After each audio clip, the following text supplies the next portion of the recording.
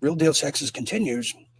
A new scientific poll, has now been polled. Yes, it is. Sex is now binary, according to the majority of British scientists who are polling people and things. Well, the difference between sex and gender has now become increasingly incendiary topic as activists, scientists, and even tranny hookers themselves begin to ask themselves, who are we? And who are you? And what the hell is that? And are we dating the same guy? Let me know. Well, now there's new implications that it's now binary. A survey of almost 200 scientists over there in England as British universities conducted the Telegraph and census-wide, and why not? They found that 58% of respondents think that sex is binary, except in rare cases such as intersex individuals, aka Harvey Weinstein, who has kibbles and bits and a hoo-ha. Well, less than a third, 29%, agreed with the statement that sex is not binary, while 1 in 8 people, 13%, have no views or preferred not to answer, and were wondering why they were even taking the survey to begin with. However, almost 2/3 now of scientists, that is 64% according to my math, said gender was fluid, while 22% said it was binary, and 14% said, yeah, we still have no answer. Please stop asking us. Now, this is a age-old debate, they're now saying, which it's not, but now it is. Many people are saying this is a rigged debate, and this is just the chauvinistic males trying to just put their grubby fingers into science once again, or it's a scientific male issue. It's not binary at all. So far, no word on the intersex, the trannies, or even the hermaphrodites who were not polled at that time. So what a string of affairs here tonight.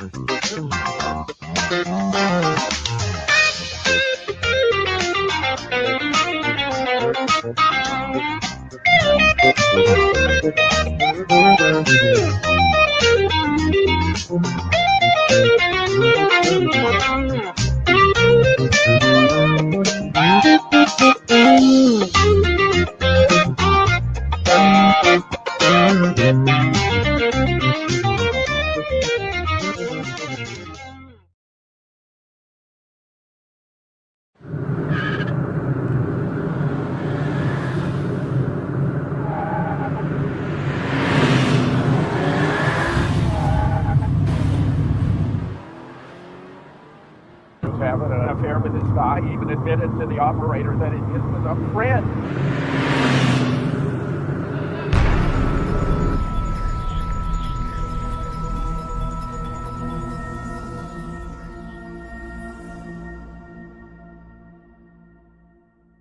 Welcome everybody, welcome to Beware of Darkness. Usually we're doing a after party of sorts, but there's really no party right now. There's just time of action, time of steadfast, time of discernment, time of war.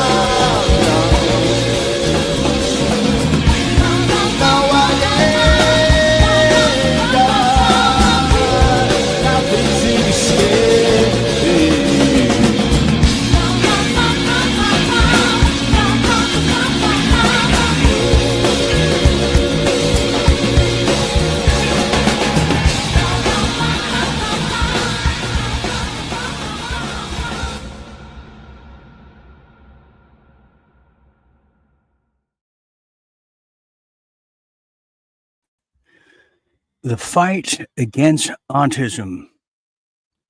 That's right. You heard it correctly. I can actually say that. At least you guys can. I can't. Welcome, everybody, to Real Deal Media's #1 shadow ban show in the entire world, World at War. I am your late night host here, Dean Ryan, coming at you like a hurricane out of Memphis. That's right. Tonight's episode is called The Fight Against Autism. And what a fight it is and has been. Everybody knows now, we could say everybody knows somebody who has autism. And the numbers, the statistics are staggering, and it's getting worse. So we're going to be taking that lead story here tonight and really discovering some things as the fight, now that RFK Jr.'s in, it is heating up. So we're going to be getting into that here tonight. It's just it's a fight that I started on my own right over 10 years ago, and nobody wanted to talk about it. And those who did got shadow banned even before shadow ban was a thing, and others were just scared to talk about it. So that's how that is. Okay, so some other things that we're going to be getting into here tonight. In addition to that, we have some Center of Deception Control. They're in big trouble now, as many of their congressional documents regarding something miracle jab have now been deleted.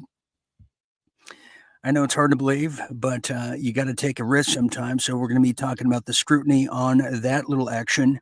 Plus, the WEF is going to be changing as they're making an announcement, and they provide the future for us. They're going to be changing the way we communicate, or better yet, the way we entertain ourselves with our own devices, as they can now read our brains. And this is not even a joke yet. This is like the dystopian version of the Jetsons.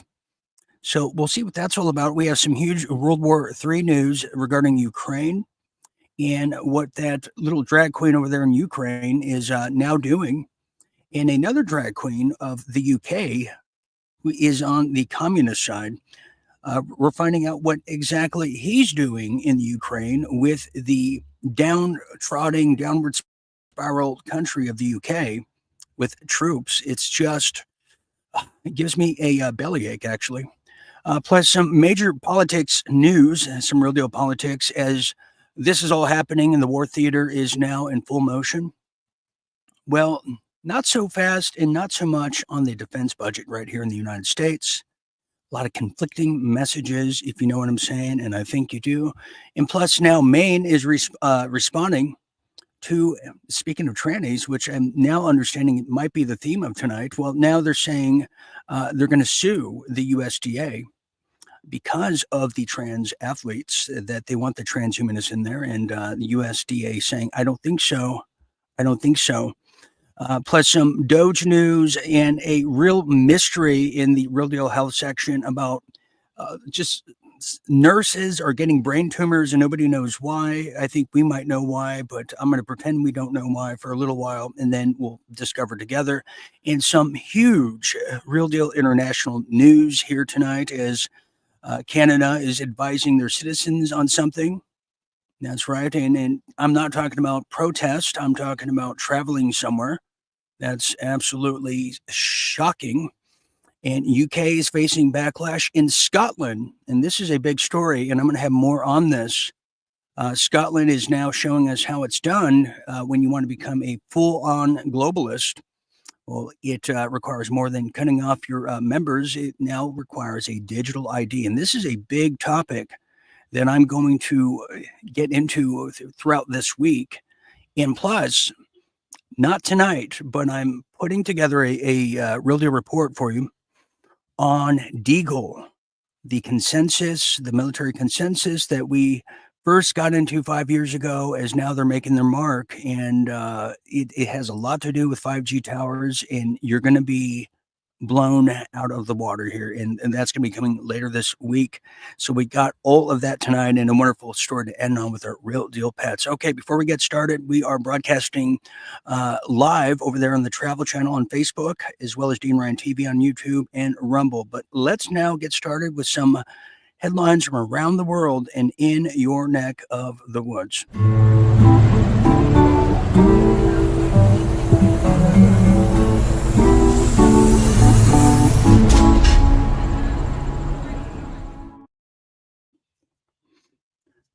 Real deal headlines.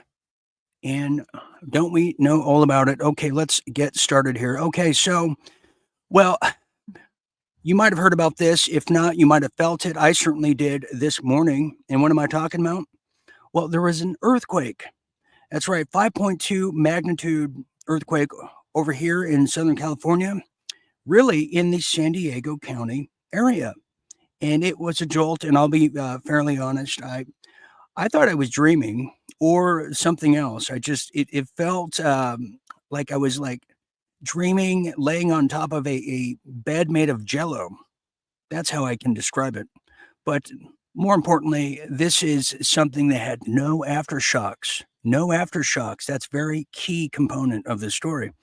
Well, now they're saying the quake's epicenter was around 2 miles over there in the San Diego County. The quake struck at a depth of 8 miles long and far and wide, and was felt all the way to as far as the north area and region of Los Angeles. Well, a series of aftershocks are saying shocked the region in an hour after, although I have people who are disputing that claim.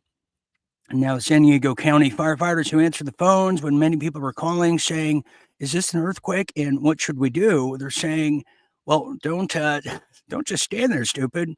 Get under a doorway, drop, tuck, and roll." School children were escorted out of buildings as precaution when the ground started moving, said a Captain Thomas over there at the firefighter department in San Diego County, as the California Department of Forestry and Fire Protection from San Diego felt the shakes and said, "This is the first."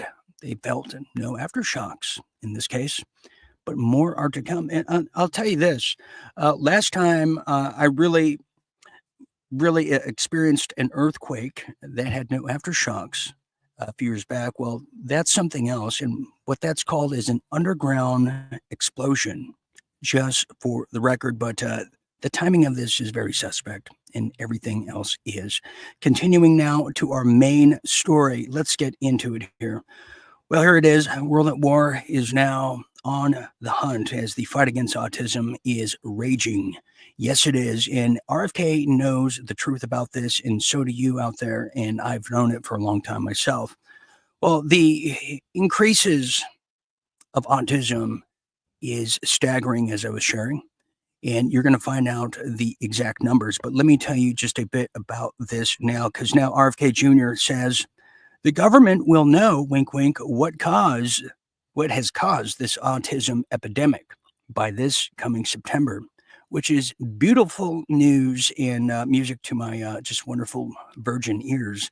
As now the Health and Human Services Secretary, Robert F. Kennedy Jr., said Thursday during a meeting with Donald Trump and his cabinet that he expects the government will soon know the cause of the skyrocketing autism rates and will be able to, quote, eliminate those exposures that he says are behind the condition.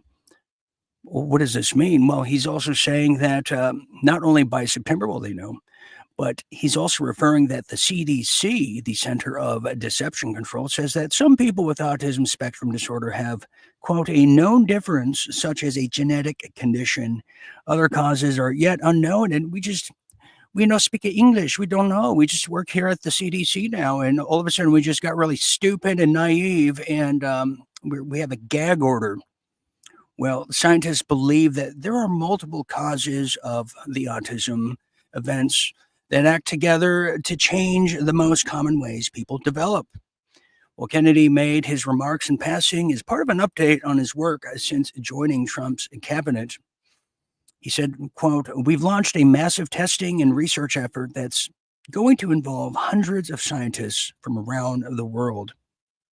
Well, you only need one scientist in this case, but I'd rather you hear it from him yourself. And then I'm going to show you some of the stats of what I'm talking about here. This is RFK, and this is happening right now. It's the fight against autism. Very narrow, and there were about 17 studies. The Institute of Medicine, which is part of the National Academy of Sciences, says that 14 of those studies are invalid. And the biggest weakness in those studies is they never studied vaccinated versus unvaccinated group, which is the only way that you can really make this determination. And more importantly, none of the vaccines that are given to children during the first 6 months of life were ever studied. We're going to look at vaccines, but we're going to look at everything. Everything is on the table. Our food system, our water, our air, different ways of parenting, all the kind of changes that may have triggered this epidemic. It is an epidemic. Epidemics are not caused by genes. Genes can provide a vulnerability, but you need an environmental toxin. So we know that it is an environmental toxin that is causing this cataclysm. And we are going to identify it. We are narrowly focused on identifying it and using as many scientists as we can from universities and research centers all over the world to focus them through NIH, through Jay Bhattacharya, to focus them on answering this question. 1,000 children had autism, and now it's 1 in 31. Not 31,000, 31. That's a horrible statistic, isn't it? And there's got to be something artificial out there that's doing this. So you think you're going to have a pretty good idea, huh? We will know by September. No, there will be no bigger news conference than that. So that's it. If you can come up with that answer where you stop taking something, you stop eating something, or maybe it's a shot, but something's causing it. It can't be from 10,000 to. Can you imagine that, Marco? That's a big number. Well, gee, I can't imagine what's causing it because, well, for example, if I say that macaroni causes autism on a social media platform like Facebook, well, that's all fine and dandy. Nothing happens. But if I say the most dreaded thing in the world, that the miracle jabs cause autism, something that RFK Jr. has said in the not so distant past, well, you are banned, censored, just 10 ways to Sunday. Now, look at this stat here. I want to show you. This is from Autism Speaks. Regardless, although they're very corporate and don't want to talk about the connection, I thought at least the CDC's stats are rather sweltering and make you think. Well, look at this autism prevalence now. Autism Speaks says 1 in 36 children in the United States have autism. Well, that's up to 1 in 30. They're a little old and late to the dinner, up from the previous rate of 1 in 44. 1 in 45 adults in the United States have autism. And in the U.S., 4 in 100 boys and 1 in 100 girls have autism. Boys are nearly 4 times more likely to be diagnosed with autism than girls. In the United States, autism prevalence is lower amongst white children than other race groups, as you can plainly see there. Now, this is coming from the CDC, a very captured evil organization. But there you have it. And, you don't have to look too far because the only increase in the so-called, it's not the environment, it's not the genetics, it's the scheduling of miracle jabs. And Bobby knows this. And the people at the CDC know it. And we got to find out what we're going to do to them when we have the results, because it's not going to be very nice. And it's a sad state of affairs. But speaking of the Center of Deception Control, well, that brings us to this now.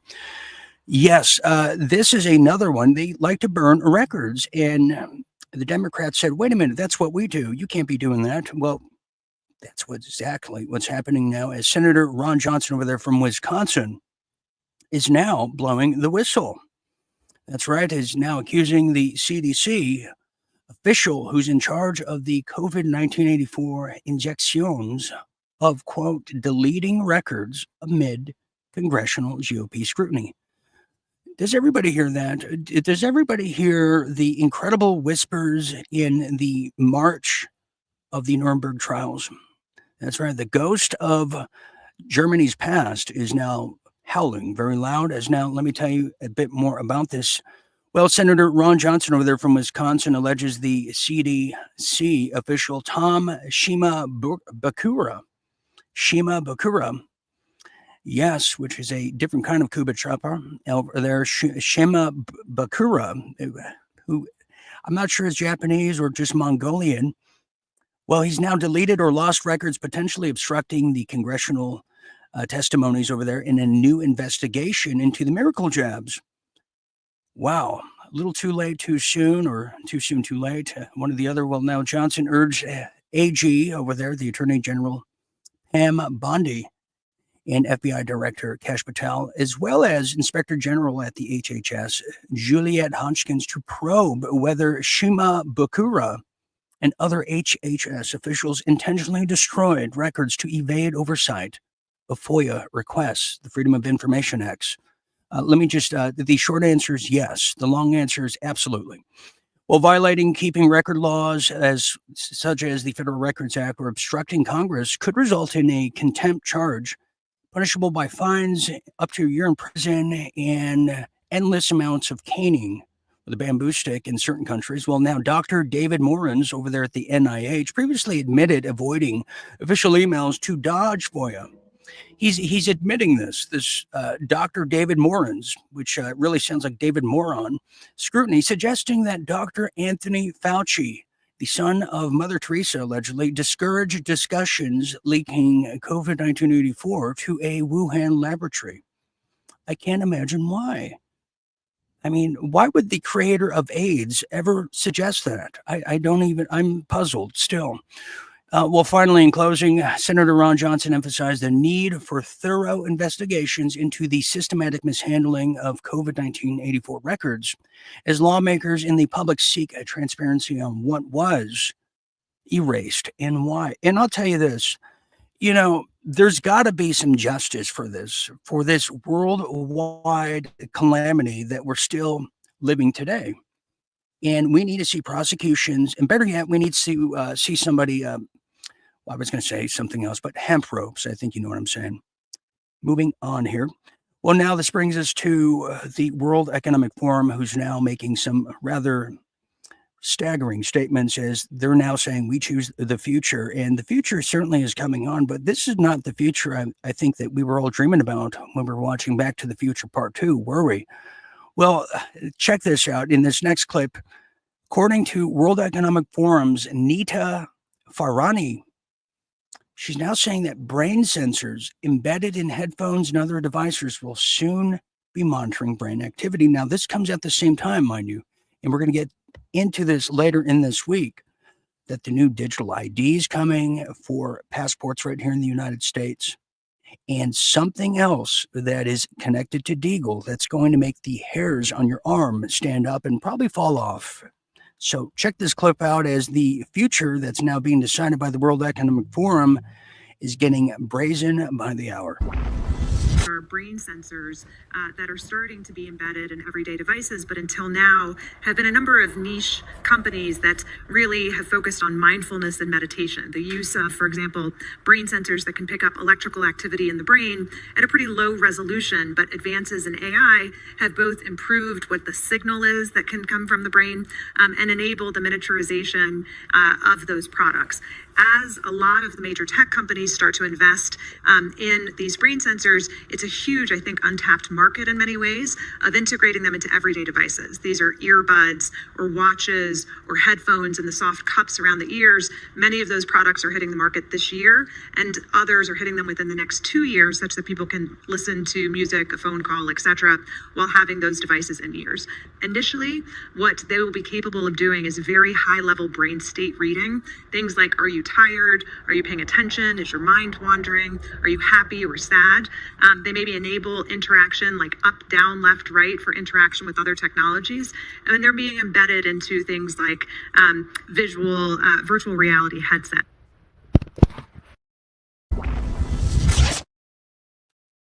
Virtual reality headset, where we control your brains and then we unleash our Terminators on you. And yeah, we get what she's saying. Anyways, now it's time for World War III, and that's just the way it goes, because the world is going through the military drill exercise still. But somebody told Zelensky that he has a surefire way of continuing his pursuit of staying out of the gulags. Well, let's get to World War III, shall we?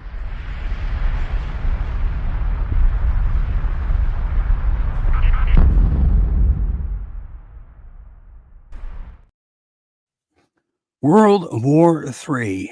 Yes, indeed. Well, now, get this now. Stupidity comes in many forms. In this case, it's a Ukrainian dish called Zelensky and his stupid cabinet. Yes, it is. The drag queen of Ukraine is now saying he wants 30,000 more conscripts monthly to continue its mindless war with Russia. That's right. They've literally, they're running out of troops. There's UK component, but that's next. But let me tell you about this now. Ukraine's top general, who has the most unusual name, but it's Oleksar Skyrovsky. Well, he's now stating that 30,000 new conscripts are needed monthly to counter Russia's offensive, as Russian forces now outnumber Ukrainians 10-1. That's almost like autism in a way, but who am I? Well, Russia has now, get this, 623,000 troops deployed over there after, let's not forget, Ukraine broke the ceasefire. You know, they're following in the footsteps of Israel. Well, a 5-fold increase since 2022, excuse me. So, yeah, I mean, that's a big, vast difference, and a huge contrast is now could potentially mobilize up to 20 million trained personnel, adding 8,000 and 9,000 troops monthly. Well, now Ukraine faces corruption, draft evasion, and public resistance despite lowering the draft age to 25 and offering lucrative incentives like you won't die, we won't kill you, and or your family if you join. Continuing, they're also saying that mobilization efforts have been uneven, with reports of bribery, violent confrontations, forced detentions, raising tensions between military needs and civil liberties, which don't exist over there. Also, in closing, with high attrition rates, uncertain Western aid, Ukraine's ability to sustain its military hinges on recruitment success, mirroring historical struggles of nations in prolonged wars.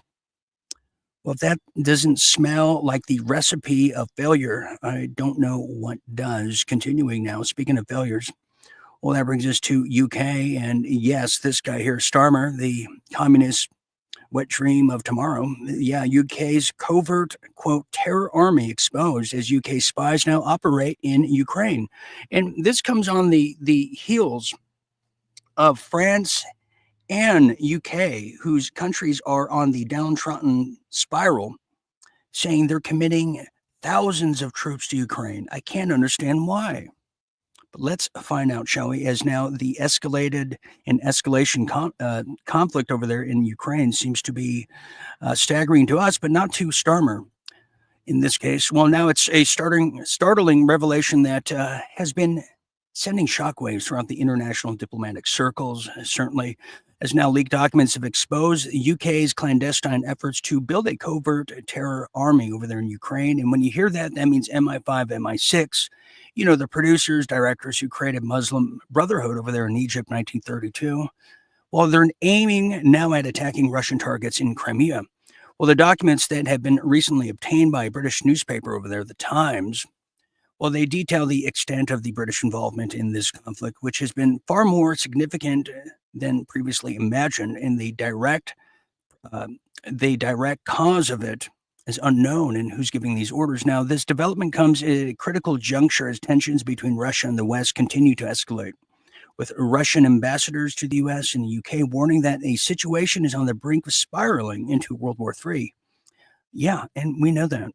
Well, British spies, these are some key things to know. British spies, the 007s who are still left there, those people are secretly constructing a covert terror army, meaning they're gathering the terrorists, the mercenaries from a plethora of different countries over there in Ukraine to attack Russian targets in Crimea, according to these leaked documents. And now the UK's involvement in this conflict has been deeper than we ever imagined, extensive, previously known. And everybody there is playing a role with the theme and the dogma of anti-Putin.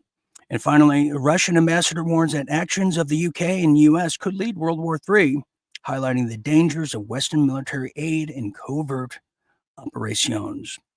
Ain't that the truth? I'll tell you what. You know, you can vote yourself and your way out of capitalism, but you have to do something else to get out of communism. And sadly, the people of the UK don't have that needed tool to do such a thing. Sad to say. That's going to lead us now to some real deal politics, just the way you like it.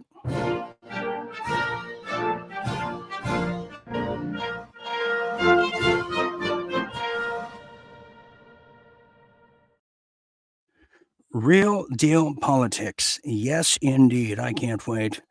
Now, this is in the wake of everything we just found out about in regards to Ukraine, the World War III, Trump beating his chest about Iran. Well, the numbers and the facts and the actions, well, they say different. What am I talking about? Well, I'm talking about this now. As now Trump proposes historic, get this, a $1 trillion defense budget amid global tensions and government spending scrutiny. Yeah, that's what he wants. He wants for what exactly?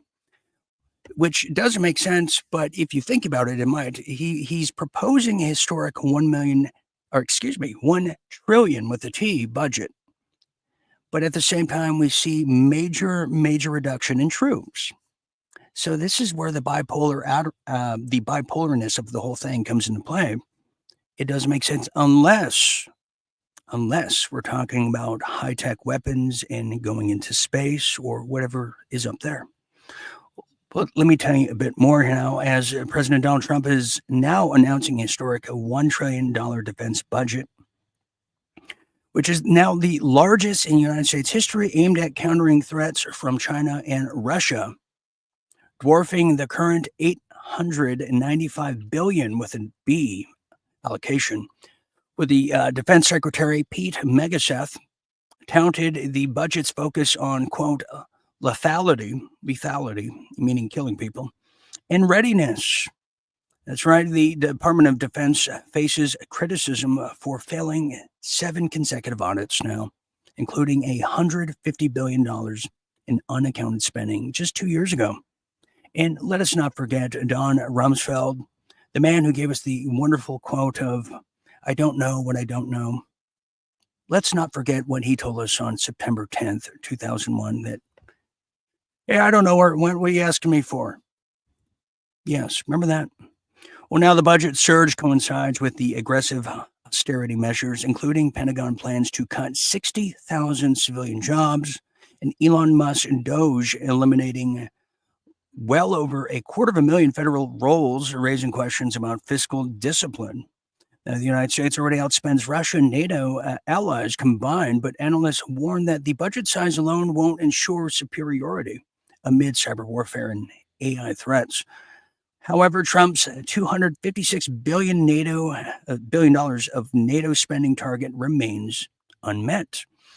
And finally, congressional disputes over the interim increases $150 billion and unclear about the budget scope. The Pentagon only and broader security measures complicate a passage. Now, the critics and the American people, I would add, well, they argue that the proposal risks repeating Cold War era spending without addressing systematic inefficiencies for that fact. This captures the key themes of spending, scrutiny, global context, and political hurdles, and yes, strategic risk. And God knows we can't have those. We can't have them one bit. And that brings us now. Well, this is now bringing us back to Maine. Yeah, you might remember the governor who put her hand on her side and waved her finger at Trump, saying, "No, we're going to have transhumanist athletes in our women's sports, and you can't do a damn thing about it." Well, the USDA said, "Well, we just did. We just withheld your budget for the fiscal year." Well, now Maine is now suing the USDA over withheld funds in transhumanist athlete dispute. That's right. Maine has now filed a lawsuit against the United States Department of Agriculture after the agency froze federal funds due to the state's policy allowing the transgender and the woman athletes over there in the girls' sports. Well, USDA Secretary Brooke Rollins, who is definitely a woman, claims Maine's policies discriminate against female athletes by requiring them to compete against men and share showers with men who just happen to be wearing, high heels, a low-cut sweater, and a wig. Well, the state argues that the USDA unlawfully withheld funds without proper due process. And that's important to the transhumanist communities, especially the governor of Maine. Well, the state argued just that, and they're threatening critical child nutrition programs that feed thousands of students and vulnerable adults. Well, the lawsuit follows former President Donald Trump's, current President Donald Trump's executive order banning, Trump 1.0's executive order banning federal funding for programs allowing biological males and women's sports, is what they're saying, fulfilling a key campaign promise. I think that's Trump 2.0. I think this writer's got it wrong. Well, finally, in closing, the state is now asking the court to block the USDA's funding freeze, insisting Title IX was meant to ensure equal opportunities for transgender athletes and not restrict them from beating the hell out of young female athletes. Where does this world come to? What has this world come to? And finally, this one is very telling, as now the decisions and the numbers are in, and Trump's declining popularity due to tariffs, sanctions, and other things is now being calculated. Well, this is kind of stunning. But let's find out a bit more now, as Trump's declining popularity, yes, is now in the works. His popularity has now dropped. Now, as they're saying, 51% of Americans disapprove of Donald Trump's job performance. I think we even have a map for you. Well, here it is, and check this out.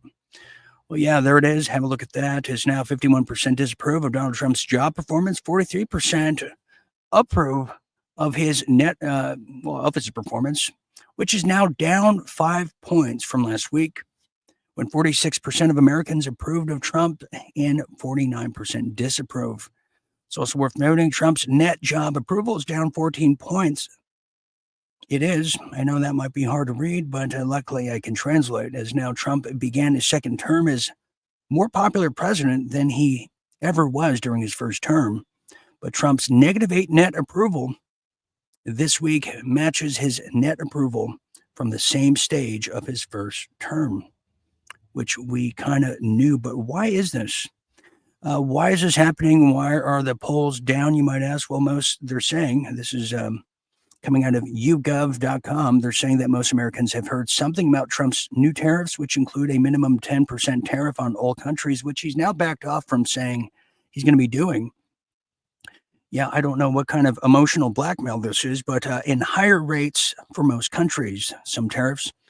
On Wednesday, a day after the survey ended, Trump announced a 90-day pause on some of the tariffs. Democrats are more likely than Republicans to say they've heard a lot about the tariffs. So that seems to be what the problem is. And, the Democrats are going to capitalize on this as midterm elections are just around the corner. Yes, they are. Yes, they are. And I'll tell you what, we have a break coming up, but I have to tell you about this story here before we go to break, as now this brings us to Doge. Yes, it does. This is another just weird kind of Doge is in, Doge is out. Well, which one is it? As these judges, the leftover hippies from Haight-Ashbury, seem to think they can legislate and rule the law of the land. Not in this case.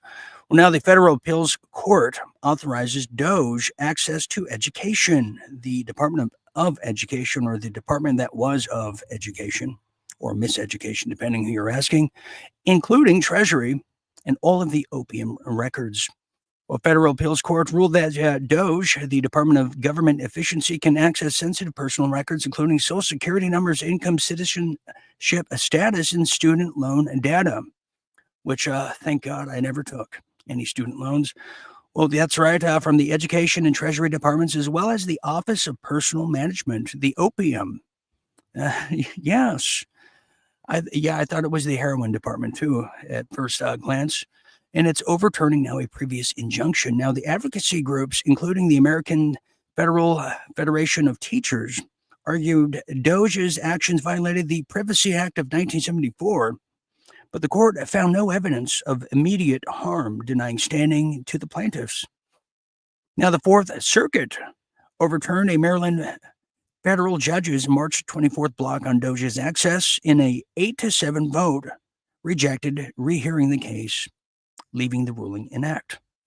Now, the court also allowed Doge to proceed with deep cuts to U.S. aid and restrictions on diversity, equity, and inclusion. You may know those as DEI programs dismissing claims of unconstitutionality. Now, the rulings in closing emphasized Doge's actions were legally authorized, even if controversial, with one judge noting that the unconventional methods, well, do not necessarily equal unconstitutional conduct. And that's just how he sees it. So there it is. I mean, they're going to find a lot of dead bodies, a lot of waste in Treasury, in the Department of Education that has produced the dumbest generation now, sad to say.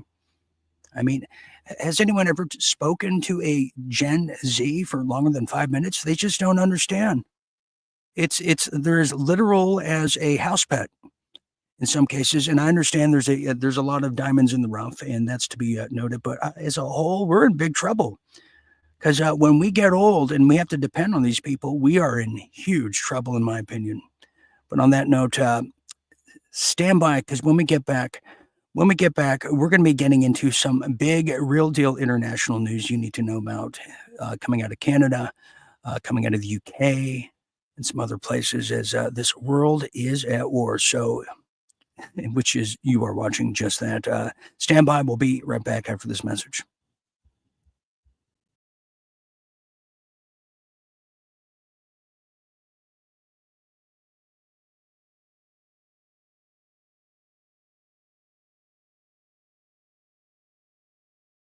I've got the worst cold a human being ever had. I've got a major presentation tomorrow. I've got to rest. And I'm out of NyQuil. I could take these, but I'd still be up all night coughing, which means I'd be a wreck for the presentation, which means I could get fired. What am I going to do? Feeling like crap has become all too common these days. Everyone keeps asking that important question. You got ivermectin? Got ivermectin? Got ivermectin? You got ivermectin. Say goodbye to those illnesses that Big Pharma just can't cure. And say farewell and bon voyage to the parasitic forces preventing you from living. Real Deal Media is now powered up with the Wellness Center to bring you the medicines that matter.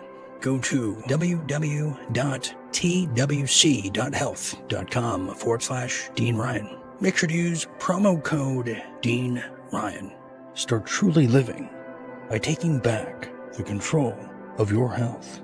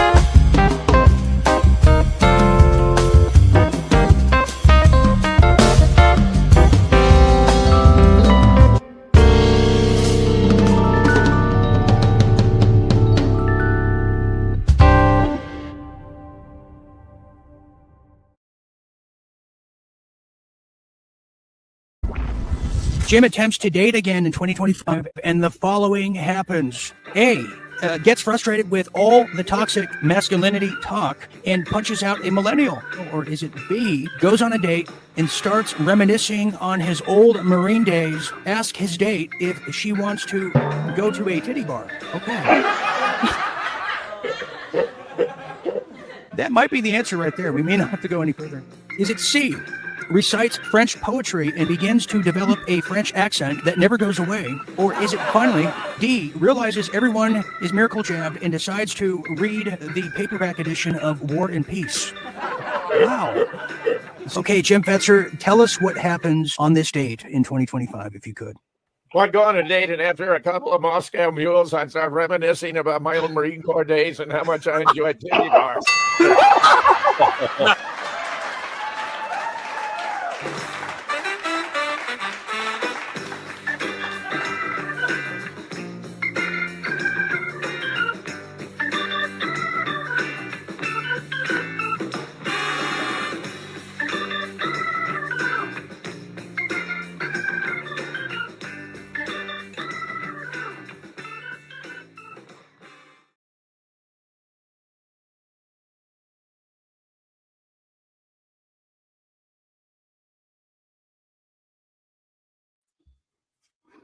Yes, Jim enjoys all of that, but he certainly also enjoys not getting sick. But if he does, he gets his ivermectin. You got ivermectin? Feeling down? Feel like you have a parasitic entourage that's living within? Well, we have the answer for you. Yes, we've gathered the top scientists and doctors around the world, including Dr. Ryan. Yes, to help you. All you got to do is go to www.twc.health/Dean Ryan. And when you get there, use promo code Dean Ryan to get an incredible discount on something that's going to save you, your family, and make sure we defeat and fight cancer, not just autism. That's all you have to do, but you have to do more, they always say. And doing some of that is becoming a night owl. Join us. And we just saw a screening over the weekend of Jim's new special, which was quite eye-opening for many of our night owls. Well, you can join us and join all the other extracurricular activity and festivities, private parties, secret bunkers, wine cellars, you name it. Become a RDM member. Go to realdealmedia.tv/membership. Join tonight and save Real Deal Media if you want to continue to see these shows and this kind of content. And thank you in advance to everybody who has helped fuel this operation by Real Deal Go over there. Go to www.givesendgo.com/Real Deal Go. Okay, let's get back to business here as the fight against autism continues. Yes, and I am still Dean Ryan. Welcome back, everybody. Yes, I am cruise director here, cruising with you to midnight and beyond. We have much more to get to here. We sure do. And we're going to start doing that now with some real deal health. And this one has everything to do with what we just spoke about. Let's get to it, shall we? Paging Dr. Ryan.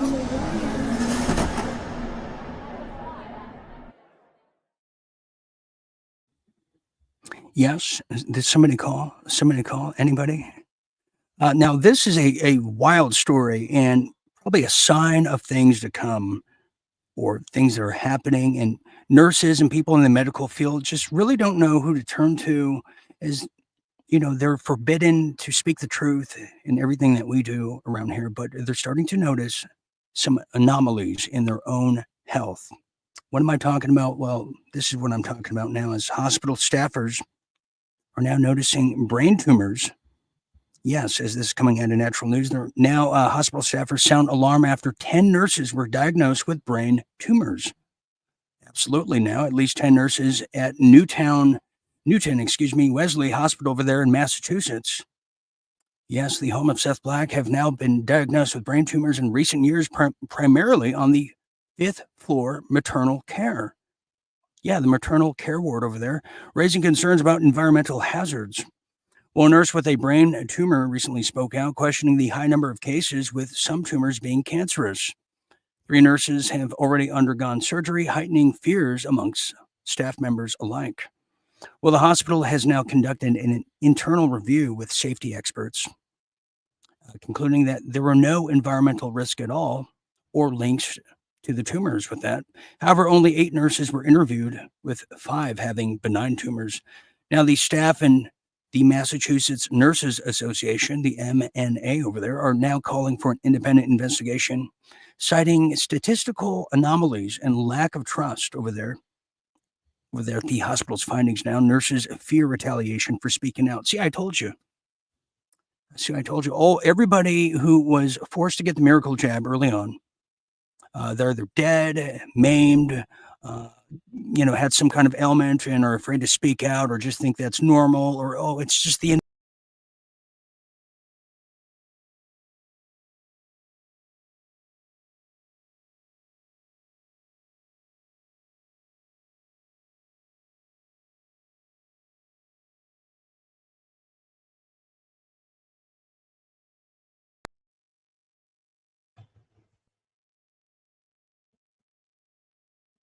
See, I told you I got in trouble for talking about this. I just get kicked off. You see how this works? You see how? Okay. So, do I got to play by the rules now? This is a common theme. This is a common theme around here. What was it, 2 weeks ago? Okay, let me just finish this off here before I get finished off. Well, now, in closing, the case highlights the need for transparency, stronger safety measures and protocols, and better communication in healthcare settings to protect workers and patients. Yeah, because, that's going to stop, tumors. Just we need better communication to stop the tumors that we got from the forced mandated miracle jabs in our bloodstream. That seems to be the answer. If you have cancer, you just need better communication. Just remember that. Continuing, if I can. Speaking of this now, here's some good news. Idaho legislature now clears path for over-the-counter ivermectin sales. See, we have to wander through the darkness to find a little light that's being left on for us. Yeah, that's right. Let me tell you about this, because this is quite refreshing, and a glass of just crystal clear water in this case. Well, now the Idaho legislature is clearing the path for just that, over-the-counter ivermectin. I mean, why? For who? For farmers and their horses? What do they mean by that? Well, now a Idaho Senate bill, SB 1211, allowing over-the-counter sales of ivermectin without a prescription, has now been approved by the state Senate and House by a huge measure. I mean, just for instance, Senate, they passed it 29-9, and the House passed over there in Idaho 66-1. Now it awaits Governor Little and his decision. Yes, Mr. Brad Little, brother of Stewart, will now primarily used for parasitic infections, which is exactly what cancer is. Ivermectin gained attention during the COVID-1984 pandemic. Yes, you may recall, despite FDA warnings against it because they want you to die a very respectful, comfortable death. Its use for treating the viruses of life. Now, the bill moved very quickly, as you just saw, through committees and floor votes, with proponents framing it as a matter of personnel. Now, critics who really hate you and your family and love death, those critics, including pharmacists who are going to be out of a job maybe, and some lawmakers who get paid by the pharmacists and have blackmail from a creepy country from the Middle East, well, they warn of potential dangers, citing FDA advisories in past cases of ivermectin overdoses during the pandemic. Retail pharmacists also note the lack of clear usage instructions, and because they care. Well, the bill also reflects, in closing, the national divide between personal freedom and public health. With similar laws passed in Arkansas and Tennessee, the outcome in Idaho will be closely now watched by both supporters and detractors who are very pro-death and anti-you. You see, and that's the real deal health to us. And just to add to that, if I may, if I could be that guy.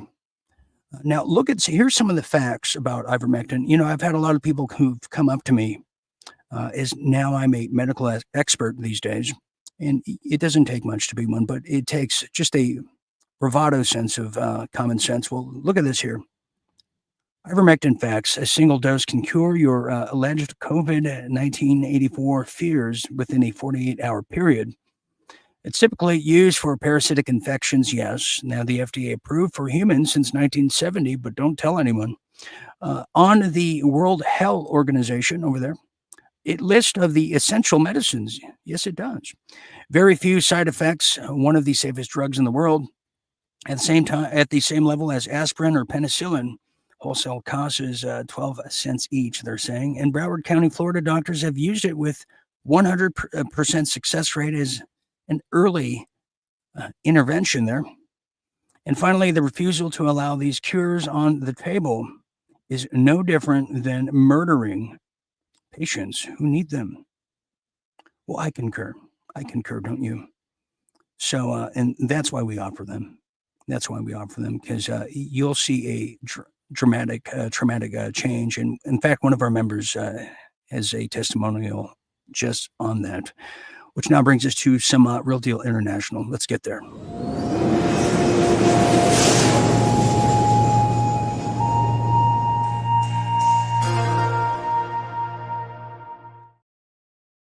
Yes. Don't you feel zen? I know I do. Yes, we're now going to go to Canada, as this is another blow to freedom and the Canadian people who might not have any idea this is really happening, except for the ones that watch this show. What am I talking about? Well, I'm talking about this now. Is Canadians are now required to register with the United States government if in country at least for 30 days. Well, why is that? I mean, the Canadians that I know are usually nice people, very pleasant.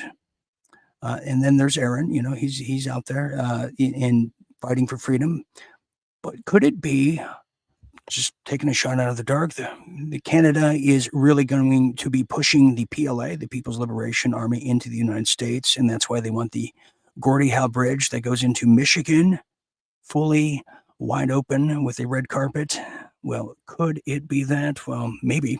Well, now many Canadians traveling to the United States will now have to newly register with the United States government as of Friday or face potential fines and jail time.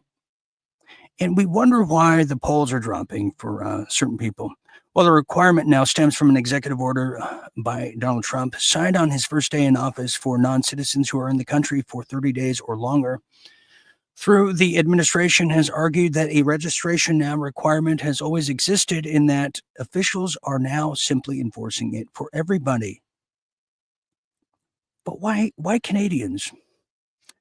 Well, the United States federal judge just on Thursday allowed Trump administration to move forward with the requirement that the unauthorized persons must register with the federal government and carry documentation with them. Now, beginning Friday, Canadians over the age of 14 who will be in the United States for a great length of time will have to register with the United States Citizenship and Immigration Services. Officials from the Department of Homeland Insecurities, now where the agency is housed, have now also emphasized news releases this year that a registration requirement will be fully enforced. So much so, the Department of Homeland Insecurities now say the number of people overall who stand to be affected by this rule, not just Canadians, could be between 2.2 million people, travelers who are coming here, and 3.2 million themselves. Well, here's a quote from the Canadian government, who are very trustworthy. Well, they're saying that the United States authorities strictly enforce entry requirements. The Canadian government said in an updated travel advisory, they're saying in continuation that expect scrutiny at ports of entry, including electronic devices. Expect to comply and be forthcoming in all interactions with border authorities. If you are denied entry, you could be detained while awaiting deportation. It's getting so strict, I'll tell you. And Biden really it put a real damper on our party, hasn't it? Now, in addition to this, I can share with you and also note that the Department of Homeland Insecurity's head over there, Kristi Noem, has made the announcement that the new digital passport that the UN's been trying to get us into for quite some time will begin as soon as May 1st. So this is getting a little too hot to trot for my liking, and a little too cold to hold, if you ask me. What do we make of this? Well, part of the confusion stems, they're saying, from the differences that have often occurred when Canadians travel to the United States by plane as opposed to entering the country at a land border. Many who fly have also received a required I-94 form, and they don't have to register if they previously submitted and grab their ankles while doing so. Now, those required to register must carry proof of registration at all times or face imprisonment, $5,000 fine, but the imprisonment up to 6 months. This is now, what am I talking about exactly? Well, this is what they're telling Canadians: be prepared for fingerprints requirements. Citizens from other countries staying in the U.S. over 30 days will now face. Wow.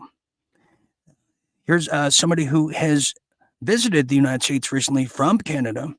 A man said he returned to Canada for the year. He's often driven back and forth across the border freely, but has now said for the next year, they're now contemplating flying to avoid the whole mass crossing the border and possibly being detained. This is so true. You know, somebody asked me, they said, Dean, you should come and visit Mexico, Baja California, just drive here. And as fine and dandy as that sounds, you'll have your entire vehicle stripped. And, God knows how many dead bodies I have in that vehicle to begin with, or what they'll plant on me. We've all been detained. Well, no, we haven't, just I at the borders, and it's no fun, I'll tell you that. So a sign of the times, isn't it? Moving on now. Well, now this brings us to the UK, another sign of the times that we wish were no longer here. Yeah, that's right, especially if you live in England, which is now becoming a Orwellian nightmare 10 times over. Well, the United Kingdom police now the entire force, now face a backlash over recruitment policies that prioritize minorities, meaning everyone else except for the original British people, who are now the indigenous who are being exterminated. That's right, the West Yorkshire Police allows ethnic minority candidates and gives them a gold status, a sticker, a pat on the back, and probably a lot more that we're not even just privy of knowing, to apply a year-round, while the original white, British, Irish, and Eastern European applicants receive a bronze status, must await a limited recruitment windows. See, this is part of the Kalergi plan that was put forth and set forth for all of us all the way back from the 1920s.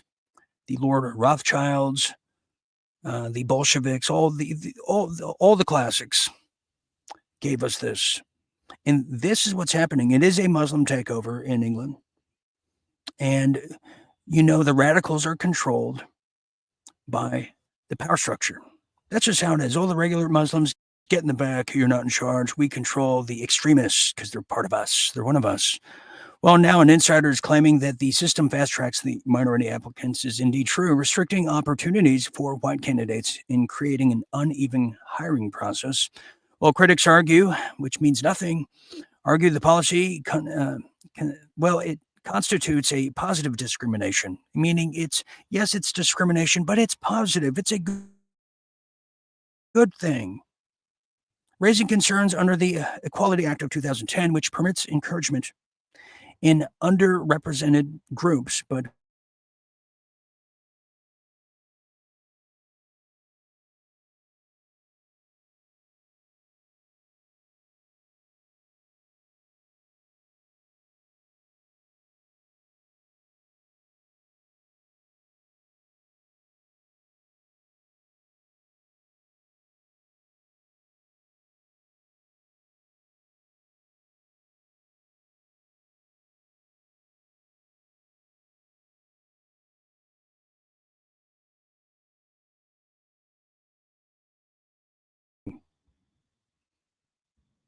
well, I don't know what's going on here.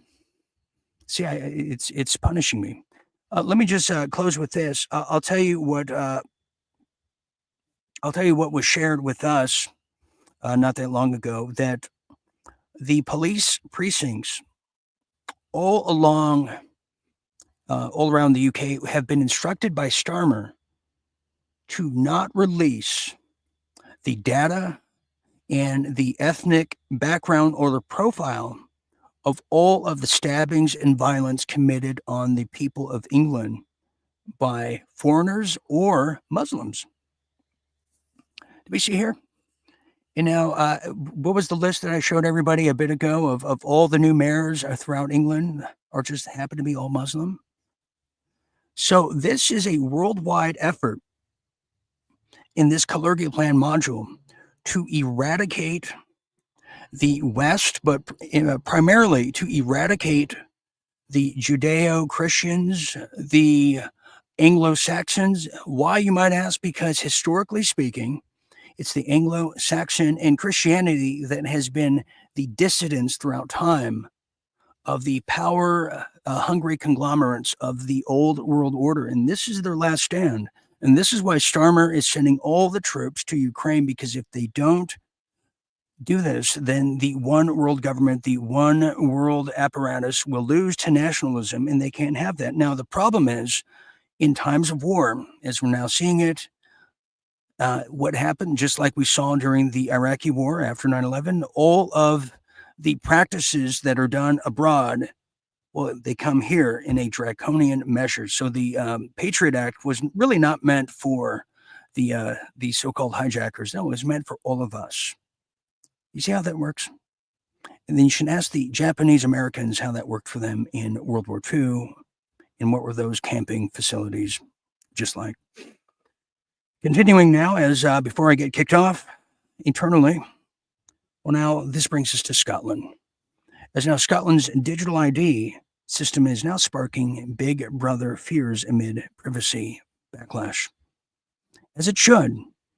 It should be sparking a hell of a lot more than that, but that's just me, and we all have different styles, don't we? Well, Scotland is really setting the precedent, aren't they? As now the Scottish government, is now launching the Scott account, a digital ID system, centralized access to public services like healthcare, taxes, and benefits, raising concerns about the privacy and state overreach, or some might call it the reach around. Well, critics, including the Big Brother Watch over there, warn that the centralized database could become a target for hackers. Enable government surveillance and erode individual liberties and freedoms, which is very foreign of a term to many in Europe, especially if adoption shifts from voluntary to mandatory become a thing. Well, experts highlight dangers of the biometric and financial data breaches, with worries that the system could be exploited by the cyber criminals and hostile actors, probably within our own government themselves, mirroring controversies in countries like China and India, where they have a hell of a lot more populace than we do. Despite being optional, the system risks marginalizing those without digital access or who distrust digital anything to begin with fears it will become a de facto compulsory, as physical alternatives are now phased out, sadly. In closing, the Scott account controversy reflects a broader tension between digital efficiency, privacy, and echoing past clashes, and underscoring the need for legal safeguards to prevent surveillance overreach, which is, in my view, a little too late. This should have been happening when the definition of private messages turned into the new term of direct messages. You see how that works? Moving on here. Well, now this brings us to a new poll. Speaking of things that are just floundering into oblivion, well, this brings us to Israel, a topic that is old hat, but it's still ongoing, and there's nothing we can do about it. Not yet, at least. Well, now, yes, the United States, another poll has now come out as the United States support for Israel has dropped to an all-time low, the lowest level in decades amid the Gaza war, which I don't know how much of a war that is. Well, now, for the first time in over 2 decades now, 53% of Americans hold an unfavorable view of Israel, up from 42% in 2022, driven by the Gaza conflict and high Palestinian casualties. Oh, yeah, and, just all kinds of killing of children, forbidding medicine, and you name it, and things that the cabinet over there of Prime Minister Netanyahu, things they have said about the neighbors they care so much about. It's true. Well, get this now, Republican support for Israel has also declined. Yes, the Christian and evangelicals having to have a hard look in the mirror lately. Well, yeah, their support for Israel has declined, 64% favorable, down from 71% not that long ago, with younger Republicans under 50 evenly split. Meanwhile, 69% of Democrats have now disapproved of Israel, a sharp rise from 53% just 3 years ago. Younger Americans, especially Democrats, increasingly side with Palestinians, while only white evangelicals, 72%, remain strongly pro-Israel. Yes, they do. We're not sure why yet, outside of the fact they want. Well, I don't want to get too biblical, but you know what I'm saying. Well, Jewish American support has also dipped, which is surprising. It's also dipped to 73% favorable due to Gaza and Israeli domestic politics. And this is another thing, too.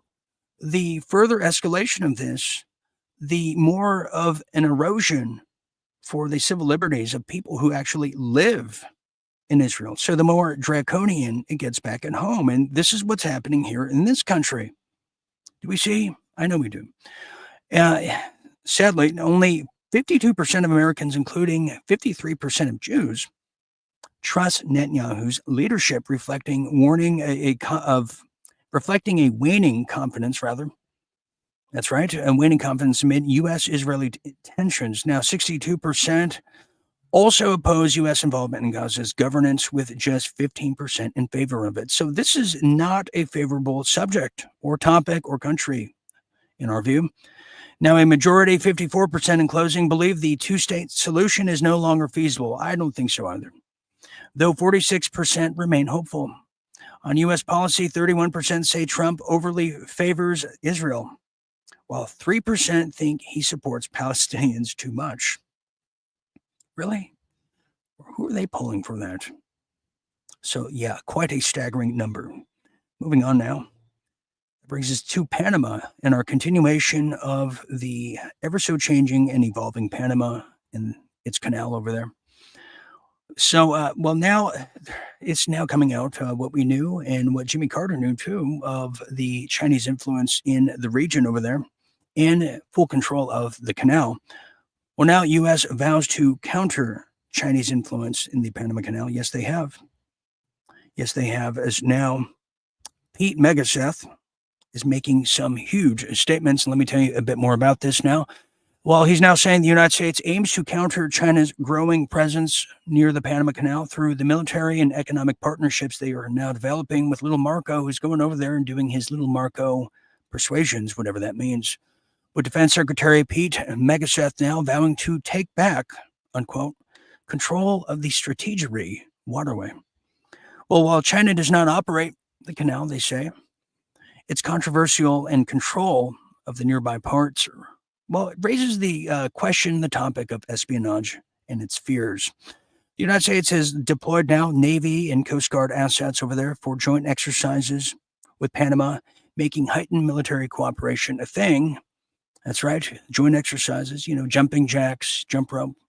Well, now Panama also they're now asserting sovereignty over the canal, but they have now made their concessions to the United States, including withdrawing from China's Belt and Road Initiative, which, by the way, I've said that is so huge, and I emphasize it again.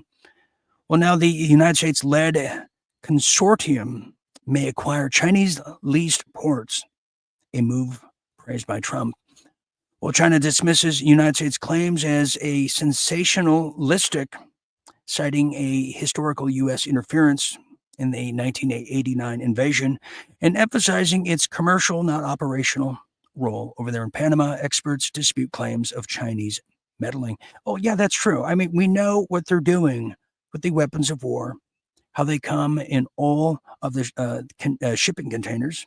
We know how China owns virtually every port around the world and how they've usurped so many governments throughout Africa, and don't even get me started on South America.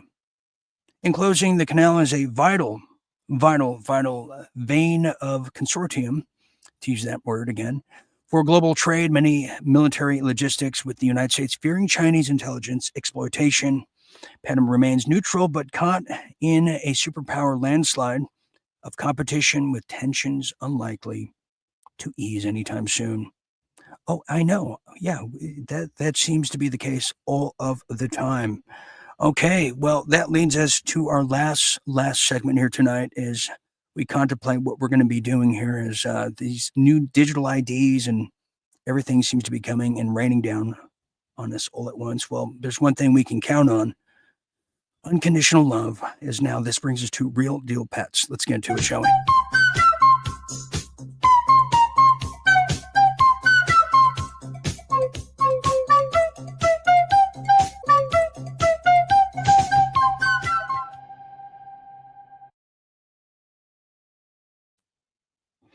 Thank you, Blanco Doggy. Well, this is a heroic story and another tale of unconditional love by the very people of our families back home, our loved ones, our own dogs.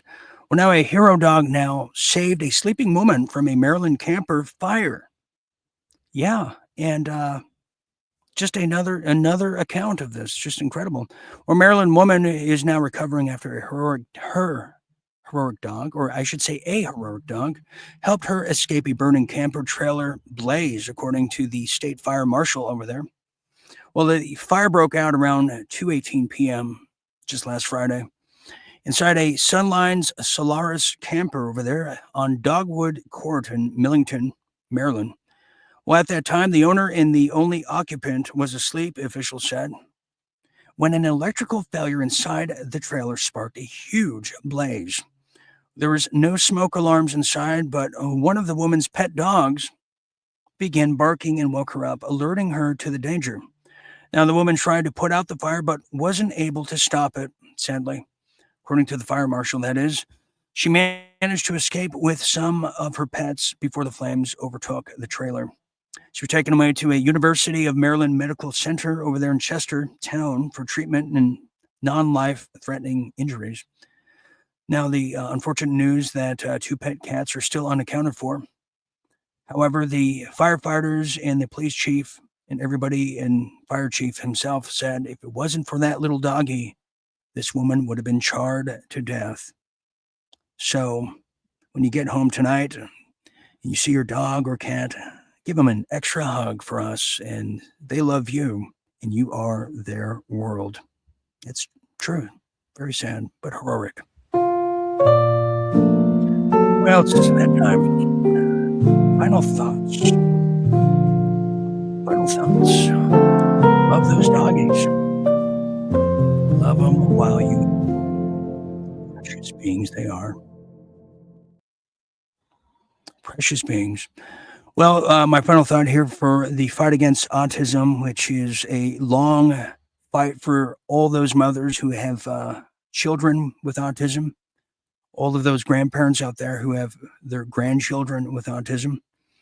It's about time. I must share with you, I would annually go to the Autism Speaks charity functions, the ballroom blitz over there in LA and with all the Hollywood people. And it was very unpopular to try to even reason with them, not necessarily about miracle jabs, but about where the potential causes of this incredible disease that's crippling our generations to come and current. You couldn't even have that conversation. And I cannot tell you how refreshing it is to have a health secretary leading this nation, despite his flaws, despite his unusual friendship with one of the greatest villains of the 21st century, Rabbi Shmuley.